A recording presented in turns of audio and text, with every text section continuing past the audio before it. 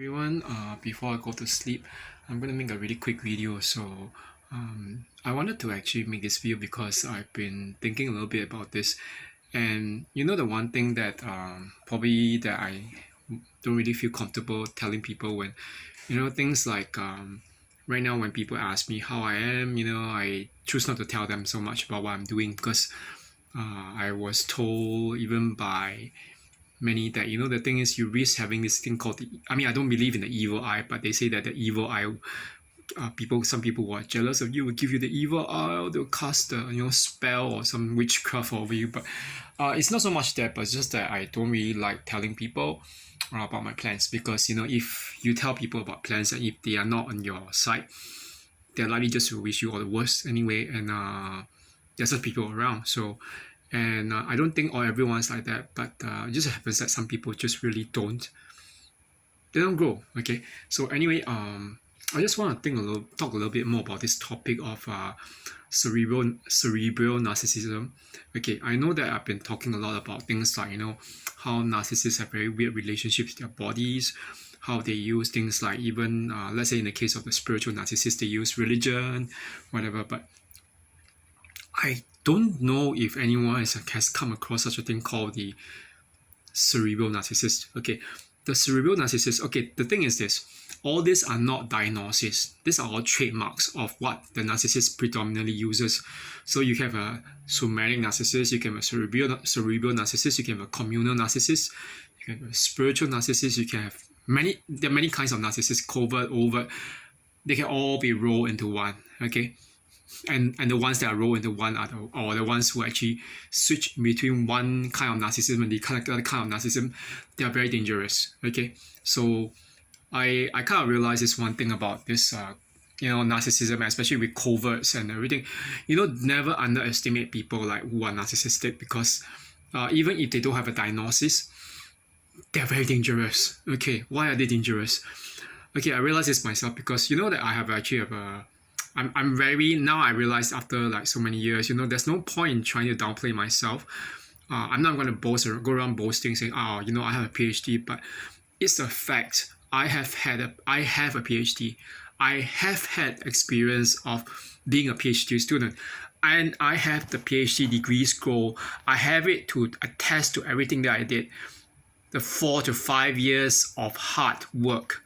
Okay, no one is to actually downplay it.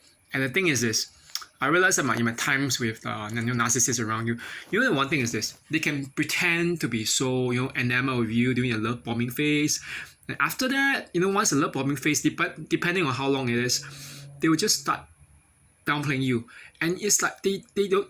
To them, during the period when they start devaluing you, you're nothing more than just an idiot to them. Okay, you can have like a not PhD alone. You can have a PhD, an IQ of over 125. Like me, I have an IQ of over 125. I think so, but based on tests that I did before.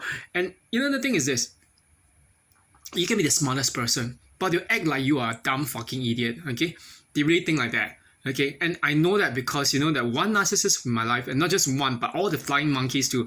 Initially, they might seem to make you out to be some smart, good-looking person with all these achievements, but once they start devaluing you, all these things that you've done, all your so-called intelligence, is nothing to them. They will treat it as it never existed. Okay. And then the thing is this, there's one moment when that particular narcissist, that person was reading something on the phone and asked, "So what are you reading?" I'm reading an online science fiction novel. I was like, okay. Then that narcissist asked me, "So what are you reading now?" Like, at the time I wasn't in academia at that point. I had left it. I was looking for a job. I was doing other stuff. And I don't have time to really buy books and things like that. I mean, if I want to read, which I do, I'll borrow things in the area of non-fiction. I don't always have to read fiction, It's not that kind of thing.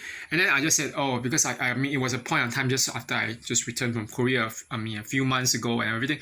I just said, I'm reading a book, this like The Moon That Embraces the Sun.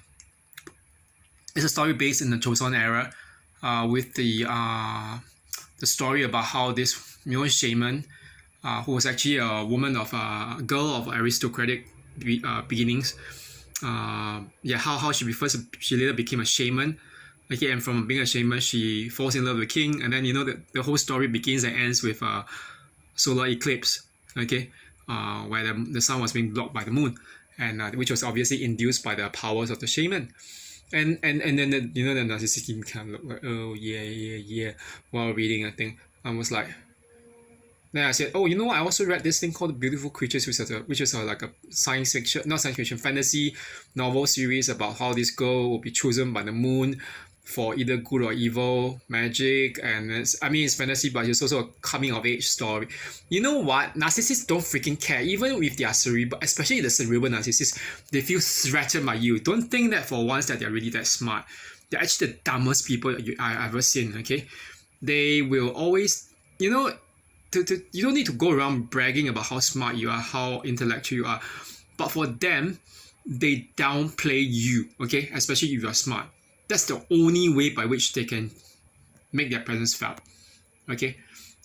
That's the thing about cerebral narcissists. I don't really know what their justification is. Maybe they have really low self-esteem. Maybe, okay? But anyway, I'm just off to sleep, and yeah, it's really really hot right now. I can't really survive in this kind of heat. I need to really go and just take a rest and everything. So I hope everyone has just a good week ahead, and yeah, it's gonna be like this end of this Ramadan period, and I don't even want to talk about the fact that a few of the narcissists I know are actually like yeah, they're so-called fasting in the Ramadan period as Muslims, but I have no rank against anyone. You believe in what you believe, but if you are living a horrible life, whatever you believe is pointless. Okay, and then so anyway, I'm off now. Okay, have a good one, everyone. Bye bye.